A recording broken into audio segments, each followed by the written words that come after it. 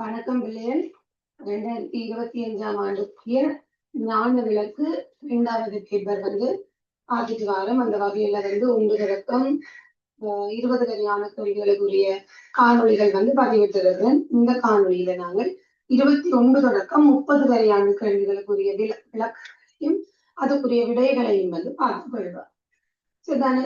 நாங்க 21வது கேள்வியை பார்ப்போம்.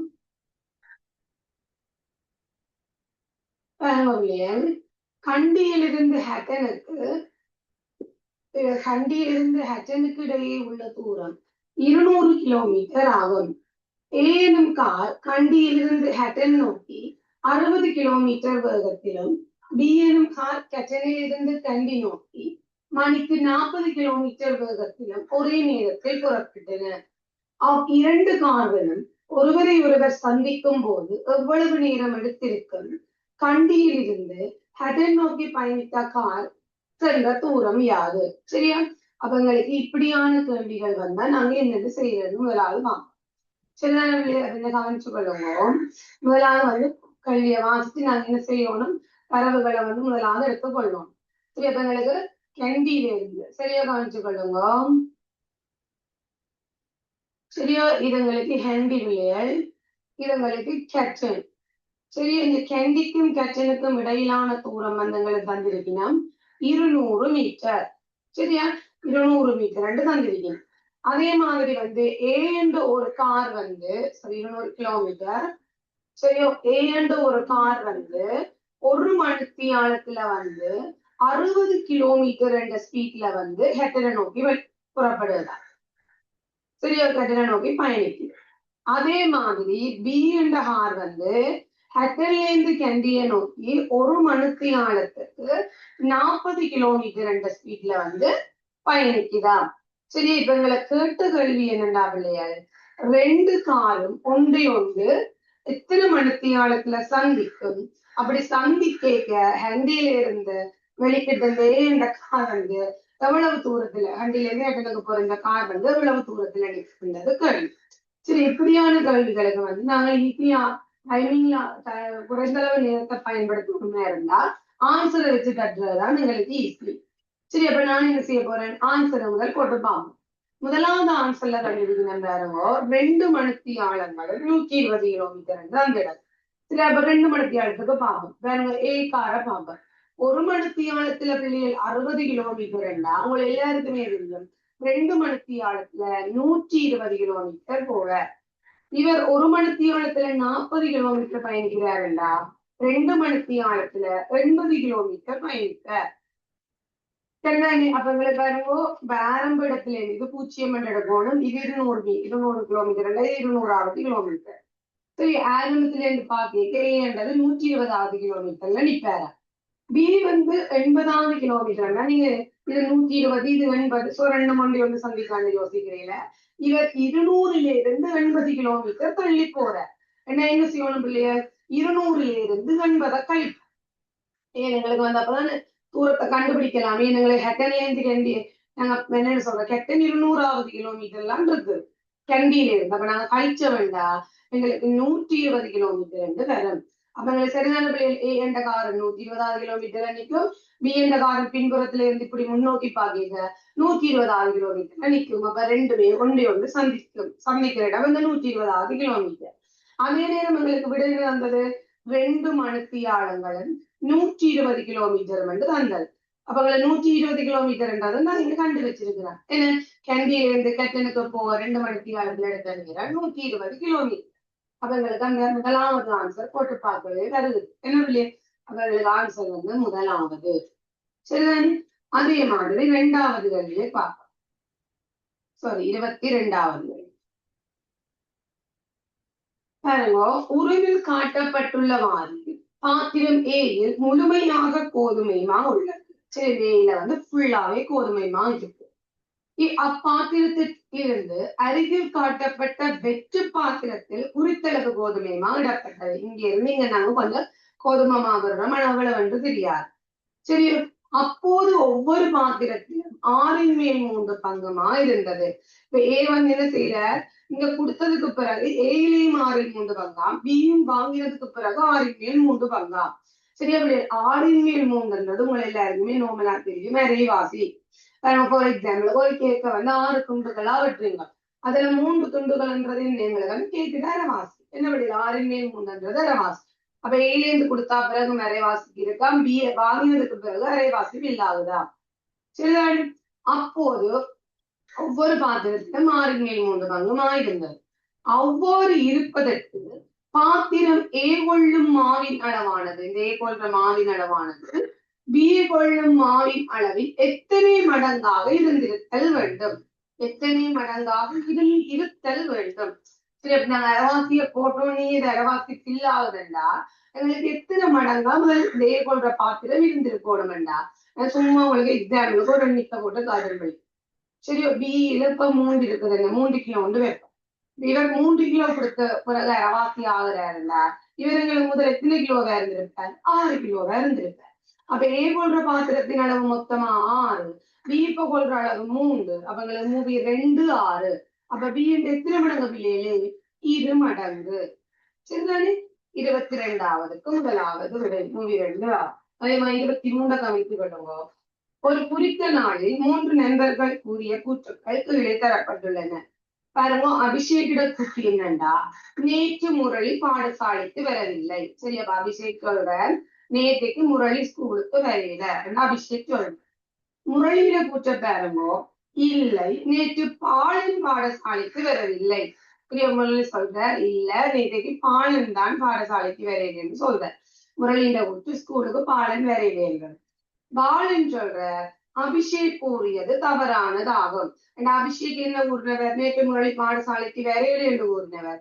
அப்ப அது தவறுண்டா முரளி வந்து என்ன இப்ப கேள்விக்கு வரும். இது நாங்கள் இப்ப வாசிச்சு எடுத்தார். இவர்களுள் இருவரின் கூற்று சரியானதாக இருந்தால் நேற்று பாடசாலைக்கு வந்தவர் யார்? இந்த 2 பேர்ல வந்து 2 பேர்ட்ட கூற்று சரியாக இருந்தால் நேற்றுக்கு ஸ்கூலுக்கு வந்தது யாருன்னு கேள்வி. அப்ப நாங்க 2 கூற்று சரியா எடுக்கணும்டா பிள்ளைய. கட்டாயம் அபிஷேகிட கூற்று சரியா எடுத்தா பாலண்ட கூற்றையும் சரியா எடுக்கணும். ஏனென்றா இந்த 2 கூற்றும் ஒன்றுடன் ஒன்று தொடர்பு படுது. சரி, இவர் இருந்தால்தான் பாலன் சொல்லலாம், இவர் சொல்லியிருந்தால்தான் பாலன் சொல்லியிருப்பார். அவங்களுக்கு 2மே ஒன்று. நாங்க 2ஐயும் முதல் சரி என்று பார்ப்போம். நேற்று முரளி பாடசாலைக்கு வரவில்லை. அப்ப பாலன் சொல்றார் அபிஷேக் கூறியது தவறானது ஆகும் சொல்லி சொல்றார். சரி, இப்ப நான் இந்த 2 கூற்றையுமே வந்து நான் சரி என்று எடுத்தா அபிஷேகிட கூற்றின் சரி, முரளின்ற கூற்றும் சரி என்று எடுத்தனண்டா இவர் சொல்ற நேற்றைக்கு முரளி பாடசாலைக்கு வரவில்லை என்று சொல்லி சொல்ற. ஆனா பாலன் சொல்ற அபிஷேக் கூறியது தவறு, முரளி வந்தவர். அப்ப எங்களுக்கு அப்ப முரளி அப்ப இதுல இருந்து நாங்க பார்த்தோம்டா பிள்ளை இந்த கூற்றோட இந்த கூற்று தொடர்பு படுது. அப்ப 2ஐயும் நான் சரி என்று எடுக்கிறேன். சரிதான். இப்ப முரளி சொல்ற கூற்று பாகம் இல்லை நேற்று பாலன் பாடசாலைக்கு வரவில்லை. அப்ப இந்த கூற்று நாங்க பிள்ளைங்க 2 கூற்று சரி என்ன கட்டாயம் இந்த கூற்று வந்து பிள்ளைகளா பாலன் வரையலி என்று சொன்னது பிள்ளைகளா கட்டாயம் பாலன் ஸ்கூலுக்கு என்ன செஞ்சிருப்ப வந்திருப்ப. சரி, அப்ப எங்களுக்கு ஆன்சர் வந்து பாலன். சரி, பெருசா இதை நாங்க குழப்பிக்கொள்ள பிள்ளைகள் நோமலா இந்த 2 குற்றையும் சரியாக எழுதுங்கன்னா மற்ற குற்ற மார்க் பார்த்தோம்னா சரி. சரிதானே? 23வது 2வது விடை. ஓகே, தொடர்ந்து நாங்கள் 24வது கேள்வி பார்த்தோம்.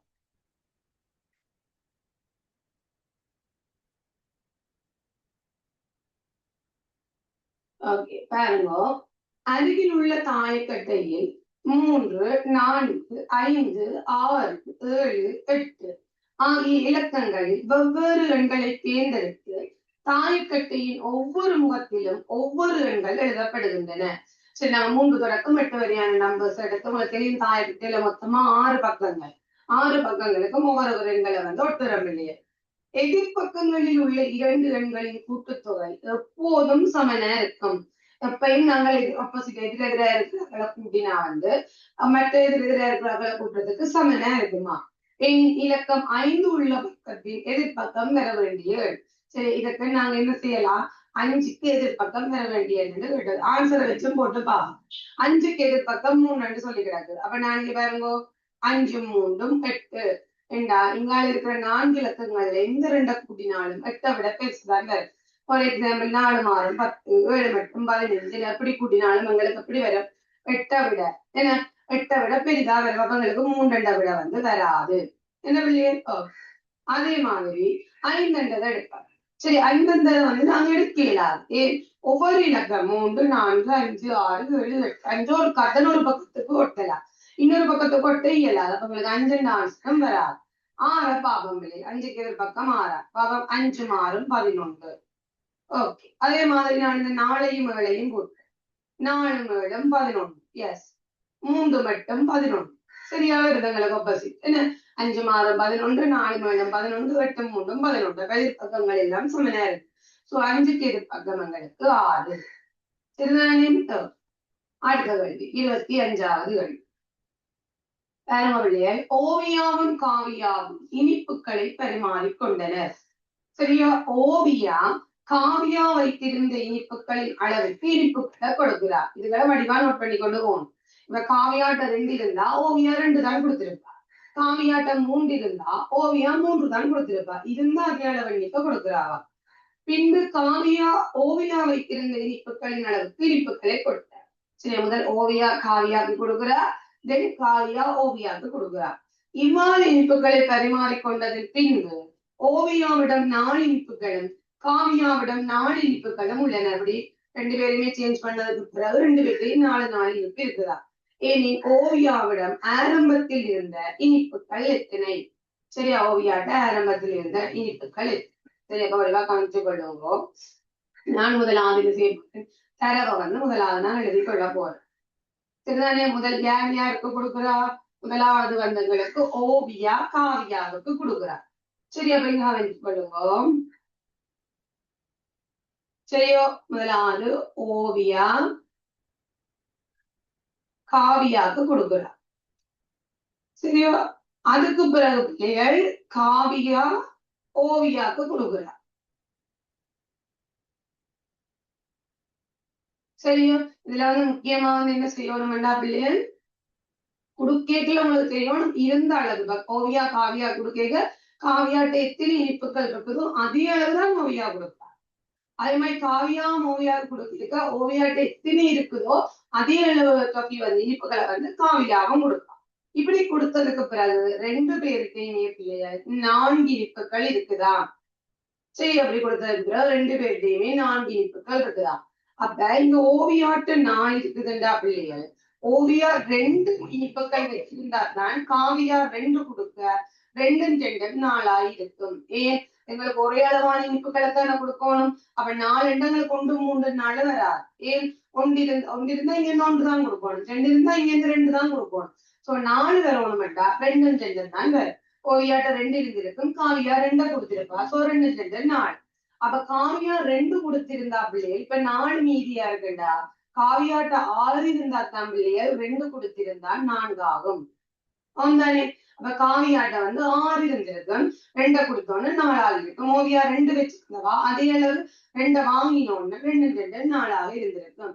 சரி, அப்ப காவியாட்ட வந்து ஓவியாவுக்கு கொடுக்கறதுக்கு முதல் 6 இனிப்பு இருந்தது. சரி, அப்ப காவியாட்ட 6 இனிப்புகள் இருந்தது. சரிதானே? இப்ப ஓவியா வந்து காவியாவுக்கு எத்தனை கொடுத்து எங்களுக்கு 6 வந்ததுன்றது கண்டுபிடிக்க வேண்டும். சரிதானே? அப்ப நான் என்ன செய்ய போறேன்னா, எங்களுக்கு ஆரம்பத்தில் இருந்த இனிப்புகள் வந்து தெரியா. சரிதானே? அப்ப நான் முதல்ல இது டபுள் டபுளா கொடுக்குறன்றது மறக்க கூடாது. இருக்கிறவற்ற எண்ணிக்கையில மற்றவர்கள் என்ன செய்வார் கொடுப்பார். அப்ப 6 இங்க இருக்குதுண்டா பிள்ளைகள். உங்களுக்கு தெரியும் 4 இருந்தாலும் 2 + 2 போட்டுனேன். ஒரே மாதிரி எங்கெல்லாம் போடணும். இல்லைன்னா வேலைதான் எங்களுக்கு கிடைக்கும். அப்ப இங்க 6 இருக்கிறபடியா நான் 3 சக 3 போடுறேன். ரெண்டா காவியாட்டம் 3 இருந்திருக்கும், ஓவியா 3 கொடுத்தபடியாத்தான் இங்க 6 வந்திருக்கும். சரி, அப்ப ஓவியா வந்து 3 கொடுத்திருக்கா. அப்ப ஓவியா 3 கொடுத்ததுக்கு பிறகுதான் இங்க காவியாட்டம் 6 இருந்தேன்டா 3 கொடுத்துட்டா. சரி, 2 பிள்ளைகள் இப்ப எங்களுக்கு ஓவியாட்டம் வந்து இல்ல, காவியா கொடுக்க முதல் 2 தான் இருந்தது எங்களுக்கு. அப்ப 3 2 எத்தனை 5. சரியா? அப்ப ஓவியாட்ட 5 இனிப்புகள் இருந்தா தான் பிள்ளைகள் காவியாட்டம் 3 இனிப்பு இருந்திருக்கும். அப்ப ஓவியா அதிக அளவு இனிப்பா கொடுக்குறா, 3 கொடுக்குறா. 3 கொடுத்தாட்டா இங்க 3 3 6 காவியாட்ட வந்தது. இப்ப காவியாட்ட 6 இருக்கு, ஓவியாட்ட 5 இருந்து 3 கொடுத்து 2 தான் இருந்தது. சரியா இருக்கு. அப்ப 2 இருந்தா காவியாட்ட 2 கொடுக்குறா. அப்ப 2 கொடுக்கறபடியா 6ல 2 போனா காவியாட்ட 4, ஓவியா 2 வச்சிருந்தவா காவியாட்ட 2 வாங்குறா. அப்ப 2 2 4. அப்ப உங்களுக்கு இது சரியா வருதுதானே? கொஞ்சம் யோசிக்கணும் பிள்ளைய. சரிதானே? இந்த கேள்வியை கொஞ்சம் டிஃபிகல்ட் தான்.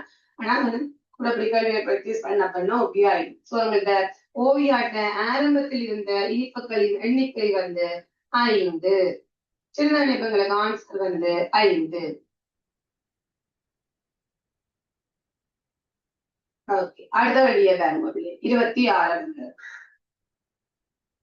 ஒவ்வொரு பிறந்த நாளிலும் சுமந்தாவின் பெற்றோர் அவளது வயதுக்கு சமனான நாணயங்களை உண்டியலில் வைத்தார். வெற்றிஞாபகத்து அத்தனை நாணயங்களை வந்து உண்டியல்ல வைத்தார். இப்போது உண்டியலில் 36 நாணயங்கள் உள்ளன. எனின் தற்போது சுமந்தாவின் வயது எத்தனை? கேள்வி முக்கோணங்கள் என்ன, அதாவது வந்து ஒவ்வொருத்தர் எத்தனையாவது பர்த்டே அத்தனை நாணயங்களை உண்டியல்ல வரும். ஃபர்ஸ்ட் பர்த்டேன்னா ஒரு நாணயம், 2வது பிறந்த நாள்னா 2 நாணயம், 3வது பிறந்த நாள்னா 3 நாணயம். அப்ப அப்படியே 1 2 3 அதிகரிச்சு கொண்டு போகும். ரெண்டா மொத்தம் 36 நாணயங்கள் இருக்குதுண்டா இது முக்கோணம் கேள்வியில்லையே. சரி, நான் உங்களுக்கு ஏற்கனவே சொல்லித்தர இந்த பக்கங்கள் எண்ணிக்கை காண்றது அதுகள் எல்லாமே முக்கோணம் யூஸ் பண்ணுவோம். சரி, அப்ப எங்களுக்கு 1 தொடக்கம் 30 வரையான கொடுத்தோம். நாங்க எழுதி கொண்டு 2 3 எழுதி போட்டு கூட்டி பார்த்து கொண்டிருக்கோம். எங்களுக்கு டைம் போயிடும். அப்ப நான் 9 தொடக்கம் 30 வரையான எண்களை கொடுத்தோம். 30வது முக்கோணம் சரி, முக்கோணம் என்று காண்றது பிள்ளையே தரப்பட்ட எண்ணுக்கு அடுத்த எண்ணால பெருக்கி 2ஆல பிரிக்கிறது. சோ உங்களுக்கு தந்த விடைகளை வந்து நாங்க முக்கோணங்களை கண்டு பார்ப்போம். 72 வந்தா அந்த விடைதான் எங்களுக்கு ஆன்சர். 8 அந்த 8க்கு அடுத்த இலக்கம் வந்து எங்களுக்கு 9. சரி, அப்ப நாங்க 8 9ஆல பெருக்கினோம்டா பிள்ளைய எண் 9 வந்து எங்களுக்கு 72. சரி, அப்ப முக்கோணம் காண்ட என்ன செய்யணும்? 72 2ஆல வகுக்கணும். 72 2ஆல வகுத்தோம்டா பிள்ளைய 36. அப்ப எங்களுக்கு சரியா வருது தானே, 36 தானே கேட்டது.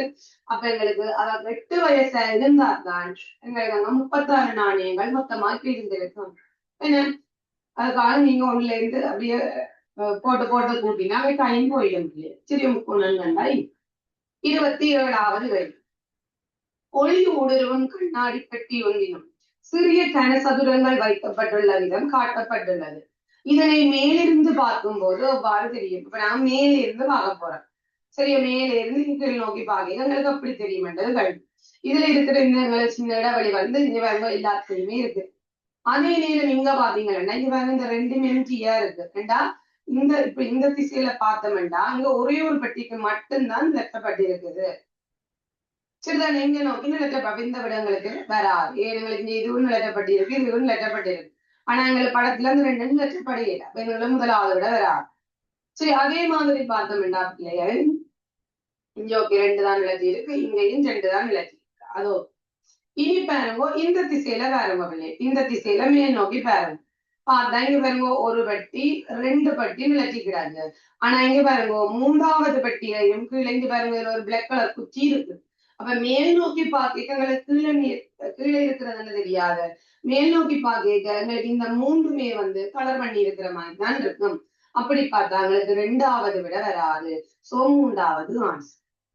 சரிதான பிள்ளையே, 3வது ஆன்சர். அதே மாதிரி 28வது கேள்வி பார்த்துக் கொள்வோம். இப்பழங்கள் ஒரு மேசையில் உள்ளன. சரி, கொஞ்சம் பழம் தந்திருக்கிறேன் பாருங்க. ஆப்பிள், வாழைப்பழம், மாம்பழம், அன்னாசி பழம், அதே மாதிரி எங்களுக்கு பப்பாசி பழம். சரிதான், இப்ப பாருங்க பாலன் மாம்பழத்தை விரும்புகிறான். அப்ப நான் இதுலயே போட்டு கொண்டு போறேன் ஈஸியா. பாலன் மாம்பழத்தை விரும்புகிறான். அப்ப நான் மாம்பழத்துக்கு பக்கத்துல பாலன் போட்டுக்கொள்வேன். பாலன்.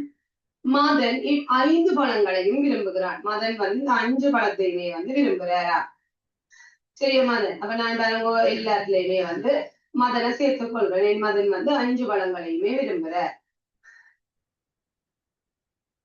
சரிதானே, ஓகே. அதே மாதிரி காந்தன் மாம்பழம், அன்னாசி, பப்பாசி ஆகிய பழங்களை விரும்புகிறார். சரி, காந்தன் பாருங்க மாம்பழம். அப்ப மாம்பழத்திலேயே நான் காந்தனை போடுறேன். சரியோ, மாம்பழம், அன்னாசி, அன்னாசிலையும் காந்தனை போடுறேன். சரியோ, அன்னாசி. அதே மாதிரி பப்பாசி, இந்த 3யுமே வந்து காந்தன் விரும்புகிறாரா? முரளி மாம்பழத்தையும் பப்பாசி பழத்தையும் விரும்புகிறார். முரளி வந்து மாம்பழமும் பப்பாசி பழமும். சரியா, மாம்பழம் அதே மாதிரி பப்பாசி பழம் முரளி 3ஆ போட்டாச்சு. கண்ணன் வாழைப்பழத்தையும் அன்னாசி பழத்தையும் விரும்புகிறார். சரி, கண்ணன் வந்து வாழைப்பழத்தையுமாம் அன்னாசி பழத்தையும் விரும்புகிறாராம். ஓகே, இவர்கள் ஒவ்வொருவருக்கும் அவர்கள் விரும்பும் பழம் ஒன்றாவது கிடைத்திருப்பின், இவர் ஒவ்வொருத்தருக்கும் அவை விரும்புகிற பழம் வந்து ஒன்று கட்டாயம் கிடைத்திருப்பின் மதனுக்கு கிடைத்த பழம், மதன் விரும்பின ஒரே ஒரு பழம் வந்து ஆப்பிள் தான். அப்ப கட்டாயம் இவருக்கெல்லாம் விருப்ப பழங்கள் என்ற பேர்ல வந்து ஒவ்வொருத்தருக்குமே வந்து ஒவ்வொரு பழத்துக்கும் 2 நபர்கள் இருக்கணும். ஆனா எங்களுக்கு தனியா மதன் விரும்பின ஒரே ஒரு பழம் ஆப்பிள்ண்டா கட்டாயம் நாங்க மதனுக்கு வந்து என்ன ஆப்பிள வந்து விரும்புற ஒரே ஒரு ஆள் மதன் தான்.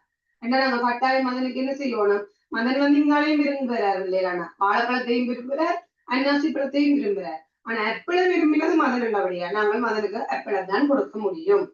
சரிதானே, எங்களுக்கு ஆன்சர் வந்து ஆப்பிள் பழம். 29 ஆண்கள் ஒரு சமதள நிலத்தில் வரையப்பட்டுள்ள ஒரு வட்டத்தில் செய்யப்பட்ட ஒரு சர்க்கிள் குறிக்கும். சரிதானே, ஓகே.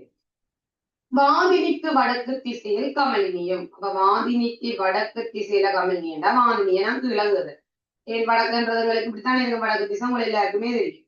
வாதினிக்கு வடக்கு திசையில் கமலினியம் அப்படிங்கதான் கமலினியம்.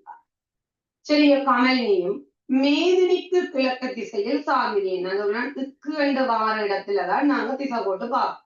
மேதினி இங்கேண்டா மேதினிக்கு கிழக்குன்றது இங்க வடக்கு, இது கிழக்கு, இங்கனோ. சரியா, மேதினிக்கு கிழக்கு திசையில் சாந்தினியம் அப்படிங்கதான் சாந்தினி இருக்கு. சரியான அமைந்துள்ளனர். ஏனெனில் கமலினிக்கு வலது பக்கமும் சரியா இடது பக்கமும் முறையே இருப்பவர்கள், முறையேன்னா அந்த ஓடர்ல கமலினிக்கு வலது பக்கம். சரி, இங்க நோக்கித்தான் கமலினி இருக்கிறார். இந்த பட்ட பாதையில் இங்க நோக்கி பார்க்கிறார். இமாக்கு வலப்பக்கம் என்று பார்த்தோம்டா பிள்ளைகள், எங்களுக்கு வலப்பக்கம்ன்றது வந்து இங்க வட வலப்பக்கம். ஏன்னா வலது பக்கம் யார் இருக்கிற பிள்ளைகள், மேதினி இருக்கிறா. அதே மாதிரி இடப்பக்கம் என்றா இங்கால இடப்பக்கம் யார் இருக்கிறா, சாந்தினி இருக்கிறா. சோ எங்களுக்கு ஆன்சர் வந்து மேதினி சாந்தினி. சரியா, 29வது 2வது விடை. அதே மாதிரி நாங்கள் 30வது கேள்வி பார்த்துக் கொள்வோம். சரியா,